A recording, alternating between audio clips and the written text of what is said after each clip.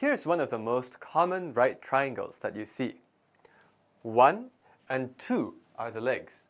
The first right triangle you probably make is the one that is 1 and 1, and this is the 1 and 2.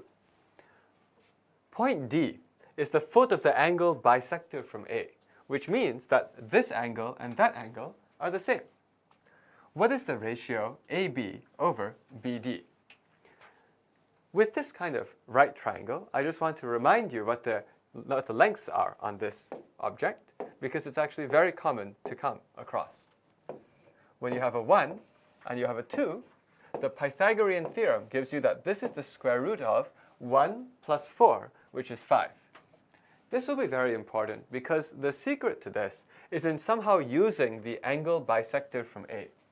Now, this is the kind of question that is either easy or hard. What do I mean by this? What I mean is it depends on whether or not you have seen a theorem called the angle bisector theorem. Since not everyone has seen it before, I'll even prove what it is. I'll prove why it's true.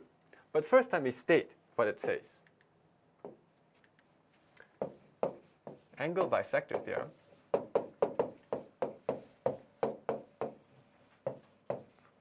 here, I have any triangle. It does not have to be a right triangle. And then I take the angle bisector, meaning that it cuts this angle exactly in half. What this angle bisector theorem says is that if I look at these lengths, and I call this length A, and I call this length B, and this length is C, and this length is D, then A over B equals C over D. Or you might see it written as A over C is B over D. Or you might see it as C over D is A over B. They're all the same. This theorem is the key to the problem, because if you go back to look at what information I have about the problem, here I have my right triangle, and I have an angle bisector which is coming through. And so this information would exactly let me know how to find out the lengths of each of these two sides, which would finish the problem. We'll do that at the end. First, I want to actually share with you a proof of why this is true, because I can fit the proof in a very short amount of space. If I want to use this angle bisector, these two angles are equal. That's what the angle bisector means. Now, I'm going to add an extra line to this picture, and that will be the secret to the proof. Here is a blue angle, which I'll mark with 2 ticks.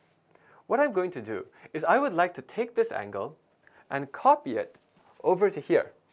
So I have this angle here. I want to copy the exact same angle to here, but I want to use this line and this point.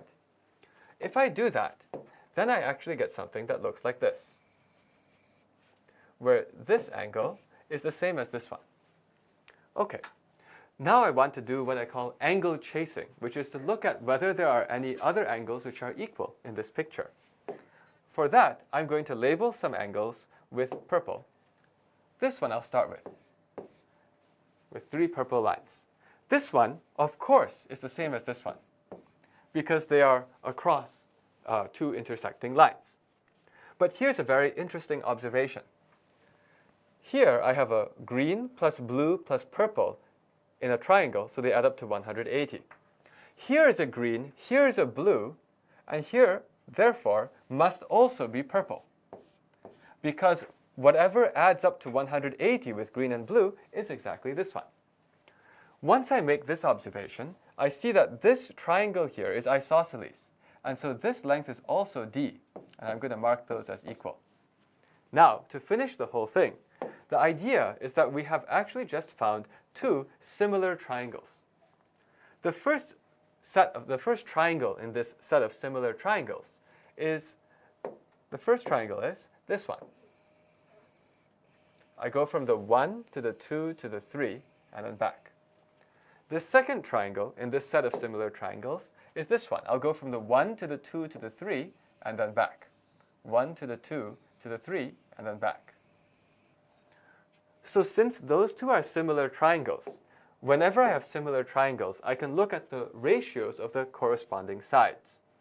For example, you see this A and this B are the corresponding sides, and this C and this D are the corresponding sides, and therefore I have A divided by B is equal to C divided by D.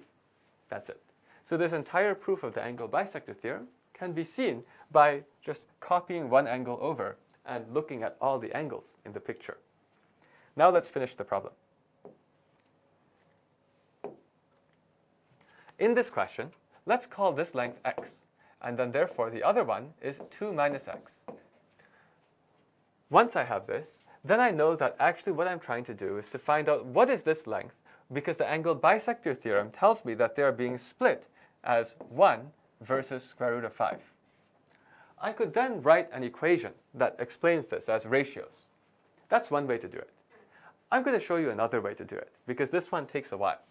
The other way to do it is just to say if it's 1 to square root of 5, then this amount here on the left should be 1 over 1 plus square root of 5 of 2. And that's just because this is 1 over 1 plus root 5, and this is root 5 over 1 plus root 5. Once I have that for this length, then I find out that my triangle, which I'm curious about, is this one. And so the lengths are 1 and 2 over 1 plus the square root of 5. So the question was asking, what is the ratio AB over BD? So if I take that division, 1 divided by this just flips the fraction over, and I get square root of 5 plus 1 over 2, which is actually approximately 1.618. And this is actually the golden ratio. The golden ratio is considered to be the ratio between length and width of the most beautiful rectangle. We could go into a very deep lesson about that, which I will not here because that's not the focus of this problem. But what I will say is that it's actually quite interesting that you can get this golden rectangle just by taking one of the most basic right triangles in the world, drawing the angle bisector, and then there it is, right there.